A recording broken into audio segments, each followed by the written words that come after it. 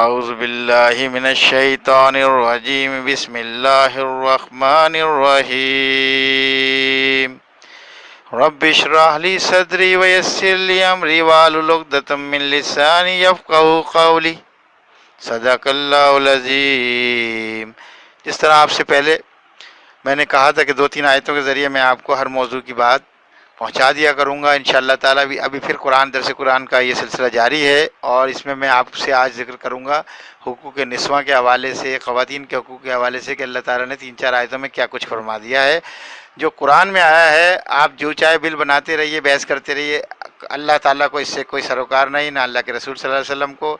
حرف آخر وہی ہوگا جو اللہ نے بنا دیا۔ اللہ نے تخلیق کیا اس دنیا کو، اور اللہ کو پتہ ہے کہ کیا چیز کیسی ہونی چاہیے، اس سے زیادہ جاننے والا کوئی بھی نہیں ہے۔ لا تبدیل لکلمات اللہ، اور اللہ کی بات بدلی نہیں ہو سکتی۔ اللہ تعالیٰ نے 2 قسم کی ریاست کا تصور فرمایا ہے قرآن پاک میں۔ ایک ریاست ہے جو زمینی ہوتی ہے، سلطنت جو زمین میں ہوتی ہے جہاں بادشاہ مقرر ہوتا ہے، اور ایک ریاست ہوتی ہے جو گھر کے اندر ہوتی ہے، اس کا سربراہ کون ہوگا اور وہاں کا سربراہ کون ہے، دونوں کی ڈیفائن کر دیا اللہ تعالیٰ نے۔ سورہ بقرہ کی آیت نمبر 247 میں اللہ تعالیٰ نے فرمایا کہ بلکہ آپ اس کو سورہ آل عمران کی آیت نمبر 26 سے لے لیں کہ اللہم مالک الملک تؤتی الملک من تشاء وتنزع الملک ممن تشاء وتعز من تشاء وتذل من تشاء، میں فرما دیا کہ اللہ تعالیٰ جس کو چاہیں آپ اپنی بادشاہ دے دیں، جس کو چاہیں اپنی بادشاہ جس سے واپس لے لیں۔ اور سورہ بقرہ کی آیت نمبر 247 میں فرمایا کہ ان اللہ قد بعث لکم طالوت ملکا، اللہ نے طالوت کو تمہارے لیے بادشاہ بنایا، کیوں؟ وزادہ بسطۃ فی العلم والجسم، کیونکہ علم اور جسم زیادہ، یعنی علمی قابلیت زیادہ ہونی چاہیے بادشاہ میں، اور جسم طاقتور قوی توانا ہونا چاہیے۔ یہ دونوں چیزوں کی اللہ تعالیٰ نے وضاحت فرما دی کہ یہ دونوں چیزیں ہوں گی تو بادشاہ مقرر کیا جا سکتا ہے زمینی۔ اور اسی طریقے سے اللہ تعالیٰ نے فرما دیا ان اطیعوا اللہ واطیعوا الرسول واولی الامر منکم، اللہ کی ساتھ سورہ نساء میں یہ بھی آیت آ گئی کہ اطاعت رسول بھی چاہیے، اطاعت اللہ بھی چاہیے، اور اپنے اعلیٰ حکام جو امیر آپ کا مقرر کیا گیا اس کے اطاعت بھی تم پر لازمی ہے، نہیں کرو گے، اس کے خلاف جاؤ گے تو آپ کو سزا ملے گی۔ اور اللہ کے رسول نے یہ فرما دیا خطبہ حجۃ الوداع میں کہ اگر کوئی حبشی غلام تھا اور نکٹا تھا، بدصورت تھا، جیسا بھی تھا، اگر وہ تمہارا امیر مقرر کر دیا جاتا ہے تو اس کی اطاعت تم پر لازم ہے۔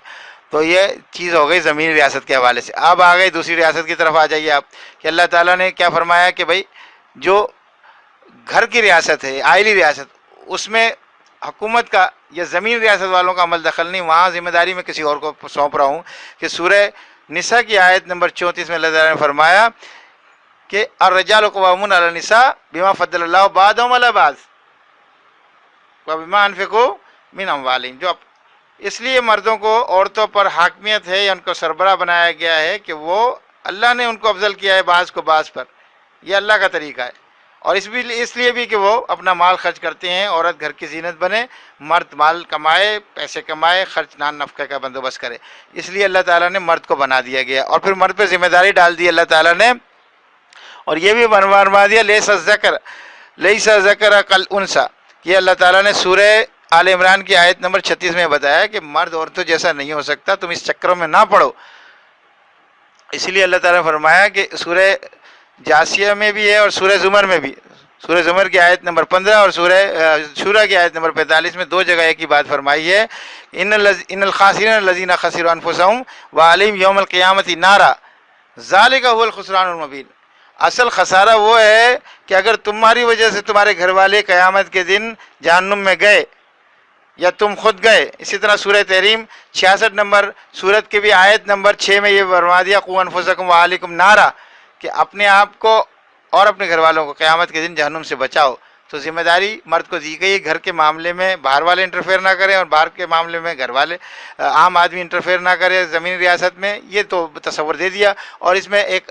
حدیث بھی آپ کے سامنے پیش کرتا چلوں کہ اللہ تعالیٰ نے فرمایا کہ اللہ کے رسول نے فرمایا کلکم راعی وکلکم مسئول عن رعیتہ، تم سب سے سوال ہوگا، تمہاری رعایت، تمہاری جو گھر والے ہیں، تمہاری جو ریوڑ، تمہارے جو نگہبان ہو جن کے تمہارے سے ان کا سوال ہوگا، تمہاری گھر والوں کے بارے میں تم ذمہ دار ہوگے، سزاوار ہوگے تم۔ اسی لیے اللہ تعالیٰ نے فرمایا کہ سورہ نساء کی آیت نمبر 32 میں وَلَا تَتَمَنَّوْا مَا فَضَّلَ اللَّهُ بِهِ بَعْضَكُمْ عَلَىٰ بَعْضٍ، اور اس کی تمنا مت کرو جو تم نے اللہ نے ایک کو دوسرے پہ دی ہے فضیلت، جو افضل بنایا ہے وہ اللہ کے معاملات ہیں، اللہ کی معیشت ہے، اللہ تعالیٰ ہی دیکھ رہے ہیں کہ کیسے اللہ تعالیٰ کو چلانا ہے دنیا کو. اس لیے برائے مہربانی آپ ادھر مداخلت نہ کریں، وہ ادھر مداخلت نہ کریں. گھر میں کوئی جھگڑا ہوتا ہے، فساد ہوتا ہے، تو اس کے لیے اللہ تعالیٰ نے فرما دیا کہ جو حکم من علیہ و حکم من علیہ کا تصور اللہ تعالیٰ نے فرما دیا. فَوَسُوا حکم من علیہ و حکم من علیہ، سورہ نساء کی 35 نمبر آیت میں، کہ ایک مقرر کر دو اس کے گھر والوں سے بھی ایک فیصلہ کرنے والا، اور اس کے گھر والوں سے بھی، دونوں عورت کی طرف سے مرد کی طرف سے اگر نہیں ہو تو ریاست انوالو ہو کے یہ کر سکتی ہے، دو بیچ میں صلح کرانے والے بٹھا دے. لیکن اس سے علاوہ ریاست کا کوئی انوالومنٹ گھر میں نہیں ہونی چاہیے. مرد خود اپنی مرضی سے گھر والوں کو اپنے راستے پہ، اپنے دین کے راستے پہ، اپنے سیدھے راستے پہ چلانے کی کوشش کرے، اور یہی بات سمجھنی چاہیے. وآخر دعوانا الحمدللہ رب العالمین.